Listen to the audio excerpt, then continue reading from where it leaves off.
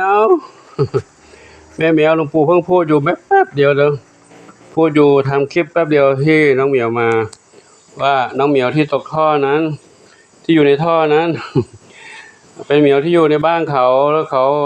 เอ่อออกมามันออกมาข้างนอกแต่จริงๆแล้วเขาว่าจะเลี้ยงไว้เหมือนกันนะแต่เขากลัวว่าจะเอามันไม่อยู่เอาไม่ไหวนะเพราะมันกำลังซนกำลังเด็กกำลังซนนั้นก็เลยเอามาฝากหลวงปู่ไว้ พูดอยู่แป๊บเดียวเนาะหลวงปู่กลับมาปุ๊บเขาก็ตามมาเลยหลวงปู่แวะหาเขาที่บ้านว่าแวะหาที่บ้านเขาว่าน้องเหมียวเป็นไงเขาว่าเขาจับได้แล้วจับได้แล้วเดี๋ยวเขาจะเลี้ยงไว้ที่บ้านก็กลัวว่ามันจะวิ่งออกถนนอีกเพราะบ้านเขาอยู่ติดถนนนะวิ่งติดถนนบ้างอยู่ในท่อบ้างถ้าอยู่ในท่อก็ยังปลอดภัยอยู่นะหมาก็ไม่กัดรถก็ไม่ทับแต่ถ้ามันออกจากท่อมารถก็จะทับหมาก็จะกัดก็เลยเอามาไว้หลวงปู่เนี่ยตัวนี้เอามาแล้วเดี๋ยวปู่ถ่ายให้ดูกันเนาะถ่ายให้ดูก่อนมีทั้งหมดห้าเหมียวประมาณนี้แล้วครับนี่อยู่ในนี้แล้วมีสีทองสีเทาสีลายพ่อแม่รุ่นเดียวกับน้องรุ่นเดียวกับน้องสองสหายเลยสองสหายออกมานอกนี่ลูกอันนั้นให้เพื่อนมาอยู่เนาะของตัวเองอยู่ข้างนอกได้แล้วมาดิ นี่จับใส่กรงมานี่แล้วครับจับใส่กรงมานี่แล้วน้องสองสหายมาข้างนอกเนอะสองสหายอยู่ข้างนอกได้แล้วนี่ให้น้องใหม่เขาอยู่ในบ้านน้องใหม่อยู่ในบ้านนี่ลูกอยู่ในบ้านนี่เนาะอุ้ยยังไงใส่ไงดูเดี๋ยวเปิดกรงลูกเปิดกรงเข้าในบ้านลูกนะห้ามออกไปไหนนะออกไปไหนเดี๋ยวอันตรายลูกเด้ออยู่ในบ้านนี่ไหนตรงไหนเข้าบ้านดูเข้าบ้านดูเข้าไปนั่นน่ะเข้าไปนั่นก่อน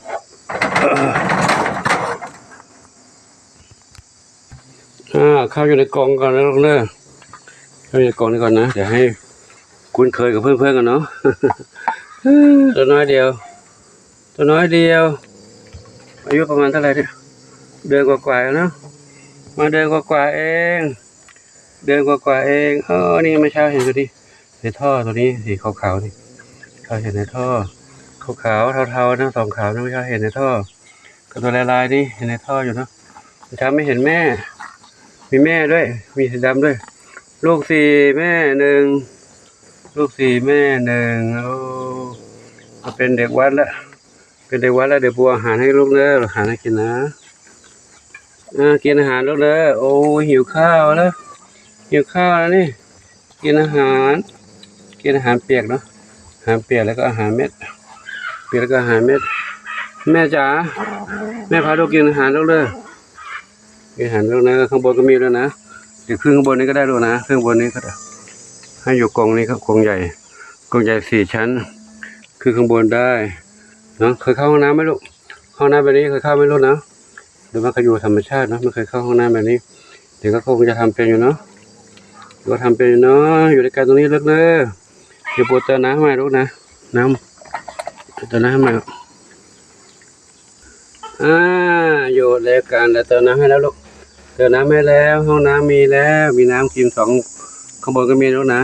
อาหารใส่ไปชั้นล่างนี้เนาะอาหารข้างบนเอาไว้เพื่อนมานอนกันเนาะตอนนี้เด็กๆเล็กๆรุ่นนี้ก็กำลังปีนป่ายซนกันนะแล้วเมื่อเช้ายังเข้ามุดในท่อเลยเนาะมุดในท่อไปตรงโน้นตรงนี้ ไปเลือกคุยกำลังเรียนรู้เหมือนกับเด็กชุดนี้ชุดสองสหายกับแม่เทาขาวอ่อนอยู่นี่ละเล่นด้วยกันอยู่ตรงนี้ครับก็อันนี้ก็คือเป็นความคืบหน้าน้องเหมียวที่พบเมื่อเช้านี้เมื่อกี้นี่ยังพูดคลิปก่อนหน้านี้ว่าเจ้าของจะเลี้ยงแต่ปรากฏว่าเขาคงเปลี่ยนใจแล้วเพราะว่ามันอยู่ใกล้ถนนคงจะสู้ไม่ไหวนะเพราะเขาไม่ได้เลี้ยงไม่ได้ขังกรงนะสู้ไม่ไหวคงจะวิ่งไปวิ่งมากลัวรถชนก็ดีแล้วครับเขาไม่อยู่ในวัดจะได้ปลอดภัยเนาะอยู่ในวัดก็มีที่อยู่ที่กินที่รับที่นอนเนาะครับขออนุโมทนาสาธุกับทุกคนทุกท่านเนาะที่ได้ติดตามชมคลิปของหลวงปู่ด้วยดีตลอดมาและตลอดไปขอให้พบความสุขความเจริญมีความสุขกายสุขใจปรารถนาที่ใดขอได้ทั้งความมุ่งมั่นปรารถนาทุกประการเธอตอนนี้หลวงปู่ก็ ถ้ากับมีสมาชิกเพิ่มมาอีก5 ชีวิตด้วยกันเนาะ5 ชีวิตอยู่ด้วยกันที่นี่เนาะอยู่ด้วยกันด้วยดีมีความสุขกับขออนุโมทนาสาธุแล้วพบกันใหม่คลิปต่อไปช่วงนี้มีสุขสาธุ